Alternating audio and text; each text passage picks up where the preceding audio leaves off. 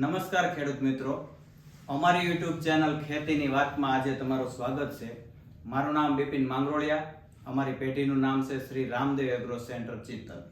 હવે આજે આપણે થોડી ખેતી વિશે, રાસાયણિક ખાતરો અને જૈવિક ખાતરો વિશેની વાત કરવી છે કે જે ભાઈ આડેધડ જે આપણે રાસાયણિક ખાતરનો ઉપયોગ કરી રહ્યા છીએ તો એનાથી જમીનમાં શું નુકસાન થાય છે અને જૈવિક ખાતરો વાપરવાથી શું ફાયદો થશે અને ઉત્પાદન શક્તિ કેવી રીતે વધશે.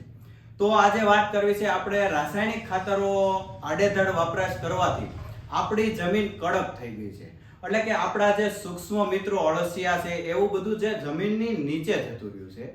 એટલે આપણે એવી પહોંચીને ભરભરી થાય આપણી જમીન જેનાથી ઉત્પાદન શક્તિ વધે અને જમીન પણ સુધારક રીતે થાય છે. એટલે એવી પ્રોડક્ટો વાપરવા વિશે મારે તમને માહિતી આપવાની છે આજે.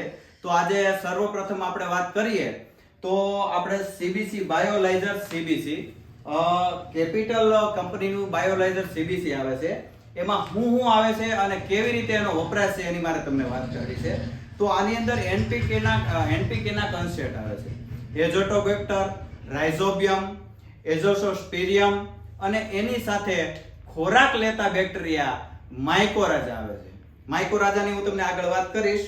અને એની સાથે આની અંદર ફૂગજન્ય જે કીટકો આવે છે, ફૂગજન્ય જે આવે છે એની સુડોમોનાસ, ટ્રાઇકોડર્મા અને ત્યાર પછી ભીંગડાવાળી જીવાત જે આપણા છોડને અંદરથી ડંખ મારીને કાપી દે અને ઉગતા જે સુકારો લાગે છે એ ભીંગડાવાળી જીવાત આપણા પાકને નુકસાન ન કરે એના માટે વર્ટિસિલિયમ આવે છે.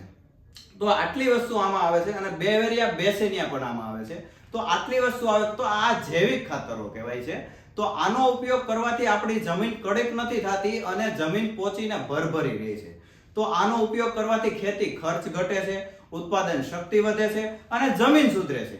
આ ત્રણેય વસ્તુનો સમન્વય આજે આપણે આમાં જોયો. ત્યાર પછી મારે વાત કરવી છે તમને ઓર્ગેનિક ગ્રો ઓર્ગેનિક જે ગ્રોમોર યુએસએ ની કંપની છે ઈ કંપનીની પ્રોડક્ટ આવે છે ગ્રો ઓર્ગેનિક નામની.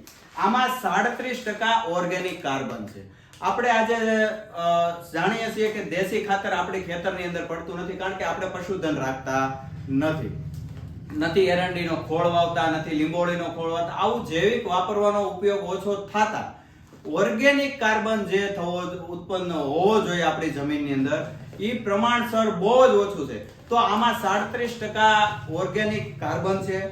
પછી એની સાથે આમાં મુખ્ય તત્વો એનપીકે, ગૌણ તત્વો એટલે કે કેલ્શિયમ, મેગ્નેશિયમ અને સલ્ફર અને સૂક્ષ્મ તત્વો એટલે કે ઝીંક, ફેરસ, બોરોન, મેંગેનીઝ અને કોપર. આની સાથે હુમિક એસિડ અને ફોલિક એસિડ આટલા તત્વો આવેલા છે. આપણે ઉત્પાદન લેવા માટે અને આપણા છોડને, આપણા પાકને 16 પ્રકારના તત્વોની જરૂર પડતી હોય છે. એમાંનામાં આટલા તત્વો ઓર્ગેનિક કાર્બન સાથેમાં ગ્રો ઓર્ગેનાઇક ની અંદર આવે છે. હવે આગળ વાત કરું તો એવી જ એક પ્રોડક્ટ ગ્રોમોર કંપનીની અને તો તમને વાત કરું તો ઈ આવે છે હુમોલ જી. આમાં પણ હુમિક એસિડ અને ફોલિક એસિડ અને આમાં 55% ઓર્ગેનિક કાર્બન રહેલો છે જે ખૂબ જ ઉપયોગી થાય છે. પાયામાં નાખી શકીએ છીએ, ત્યાર પછી ભૂખીને આપી શકીએ છીએ, લીંબોળીના ખોળ ભેગો, આપણે દેશી ખાતર ગળથિયું ખાતર ભેગો અથવા એરંડીના ખોળ ભેગો મિક્સ કરીને ઉડાડીને આપી શકીએ છીએ અને આપણે આમાં રાસાયણિક ખાતર ભેગું પણ મિક્સ કરી અને આને આપી શકીએ છીએ. એની આગળની તમને વાત કરું તો બહુ જ ઉપયોગી એવા માઇકોરાજા માર્કેટની અંદર બહુ સારી કંપનીના, ઘણી બધી કંપનીના આવે છે. તમે ગમે તે કંપનીના વાપરો અને તમે ગમે તે વિસ્તારની અંદર હો ત્યાં એગ્રોની અંદર આ પ્રોડક્ટ તમને આસાનીથી મળી જાય. હરેક એગ્રોમાં આ માઇકોરાજા નામની ફંગસ હોય જ છે. તો મારી પાસે જે છે આકાશ પેસ્ટિસાઇડનું એમ રાજા કરીને છે. આના રિઝલ્ટ અમે છેલ્લા 4 વર્ષથી જોઈએ છીએ. 1 નંબર રિઝલ્ટ છે.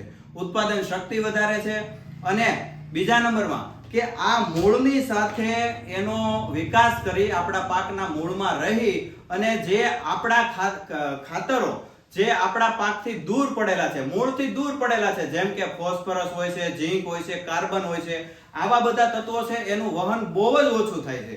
તો જ્યારે દૂર પડેલો ફોસ્ફરસ છોડની દેવામાં કામ આપતું હોય તો છે આ માઇકોરાજા જે મૂળથી છોડ ફોસ્ફરસ સુધી જશે, ઝીંક સુધી જશે, કોપર સુધી જશે, બધા તત્વોને ખેંચી અને આપણા પાકને આપે છે અને 90 દિવસ સુધી કામ આપે છે. ત્યાર પછી મારે એક વાત કરવાની છે કે આપણે મુખ્ય તત્વોનો સામાન્ય રીતે બધા ખેડૂતો ઉપયોગ કરતા હોય છે. એના બદલામાં આપણા પાકને 16 તત્વોની જે જરૂર પડે છે એમાં મુખ્ય તત્વો એટલે કે NPK, યુરિયા, ડીએપી ને પોટાશ. આપણે આટલું જ જાણ્યા છીએ, પણ આનાથી વધારે હું તો એવું કહું છું કે ઉત્પાદન શક્તિ વધારવા માટે અને ઉત્પાદન લેવા માટે આપણે બધા જ તત્વો દેવા જરૂરી છે. જેમાંના મેં તમને આગળ વાત કરી આમાં ઘણા બધી પ્રોડક્ટોમાં આવી ગયા છે, પણ ઈ છતાંય આકાશ પેસ્ટિસાઇડ નું ઝીંક ડબલ છે, જેની અંદર zinc, ferrous, boron, manganese, copper plus calcium, magnesium અને સલ્ફર આટલા તત્વો આવેલા છે અને આ ગુજરાત સરકાર માન્ય 5 નંબરનો ગ્રેડ છે. તો ખેડૂત મિત્રો આપણે નહીં કે ખાલી NPK વાપરવું, નહીં કે ખાલી યુરિયા નાખવું, નહીં કે ખાલી ડીએપી નાખવું, નહીં કે ખાલી પોટાશ નાખવું, બધા જ તત્વોની જમીનની અંદર જરૂર પડે છે. તો ખાસ કરીને બધા જ તત્વો વાપરવા જોઈએ ઉત્પાદન માટે, અને ખાસ કરીને જૈવિક થોડાક આપણે રાસાયણિક તરફથી જૈવિક તરફ જવું પડશે, તો જ ખેતી ટકી રહે, ખેતી ખર્ચ ઓછો થાય, ઉત્પાદનમાં વધારો થાય અને ખેડૂત સમૃદ્ધ થાય. તો આજની આ વિડીયોની અંદર આ જ વાત કરવાની હતી, અને અમારી YouTube ચેનલ છે ખેતીની વાત, એને સબસ્ક્રાઇબ કરી દેજો, લાઈક કરી દેજો, બેલ આઇકોન દબાવી દેજો.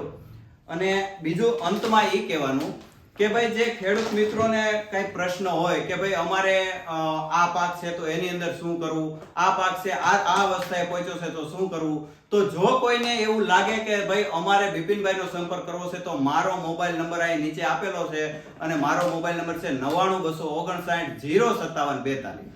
મારાથી શક્ય એટલી માહિતી અમે આપવા પ્રયત્ન કરશું. જય હિન્દ.